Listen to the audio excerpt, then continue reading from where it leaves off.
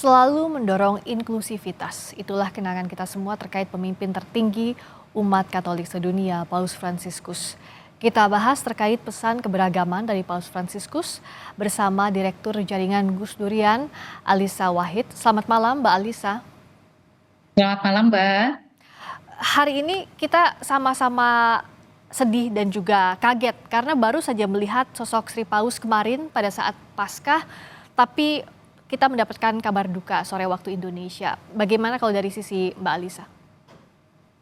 Iya, saya juga kemarin itu baru membaca bahwa dalam pesan Paskahnya, Paus Fransis itu sekali lagi menekankan bagaimana konflik Gaza itu benar-benar menghancurkan kehidupan orang-orang Palestina begitu dan harus diakhiri. Ini pesan yang memang dari sejak awal konflik Gaza yang terakhir ini Paus Fransis cukup gencar untuk menyampaikan begitu. Baru kemarin membaca itu kok hari ini ternyata berpulang. Jadi tentu kita semua turut berduka, tidak hanya umat Katolik saja, tetapi bagi saya ini kehilangan besar bagi kita semua di muka bumi ini saat ini. Hmm. Dan Mbak Alisa juga sempat ke Vatikan. Apa kesan yang Mbak Ya. Alisa dapat dari sosok Sri Paus? Saya alhamdulillah ya puji Tuhan saya berkesempatan untuk 2 kali bertemu dengan Paus mengikuti kegiatan yang bersama Paus. Yang pertama itu audiensinya lebih kecil karena itu acara yang diselenggarakan oleh divisi interagama persaudaraan lintas iman Mhm.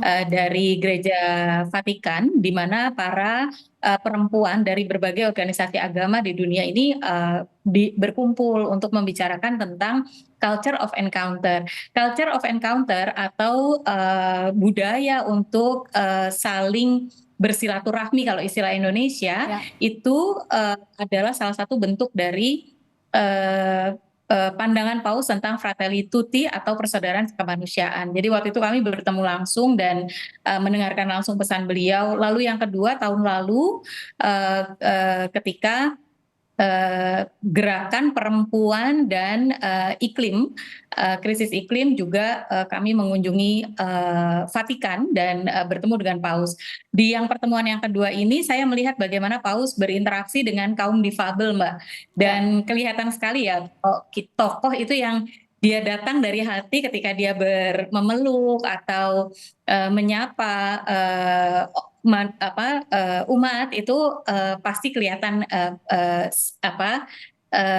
otentisitasnya gitu. Ya. Dan itu yang gitu perhatiannya lebih banyak ke kaum yang disabel daripada yang lain-lain. Dan itu memang dari sejak beliau masih di Argentina sudah seperti itu ya. Ya, kita tahu sosok Sri Paus sangat eh, kental sekali dengan menyuarakan kemanusiaan, termasuk tadi yang disinggung juga oleh Mbak Ya. Alisa, bukunya Paus juga soal Fratelli Tutti.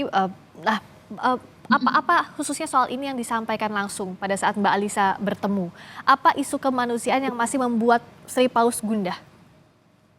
Jadi begini, Sri Paus ini, Paus Francis itu fokusnya adalah keadilan sosial sebetulnya Ya. begitu. Dan beliau menyadari betul bahwa keadilan sosial itu selalu dampaknya atau korban yang paling besar adalah kelompok yang terpinggirkan atau kelompok yang lemah begitu. Karena Hmm. itu beliau mengusahakan untuk membela mereka yang lemah siapapun mereka itu gitu. Hmm. Nah, dalam bukunya Fratelli Tutti, beliau menyampaikan bahwa persaudaraan sekemanusiaan itu artinya harus juga berbela rasa kepada yang lemah, menciptakan kehidupan yang adil bagi semua. Karena itu beliau menyoroti bagaimana misalnya dalam dokumen Human Fraternity itu Hmm. beliau membahas tentang bagaimana perempuan itu Ya. harus mendapat pemenuhan haknya, bagaimana anak-anak, bagaimana kaum yang termarginalkan, kaum miskin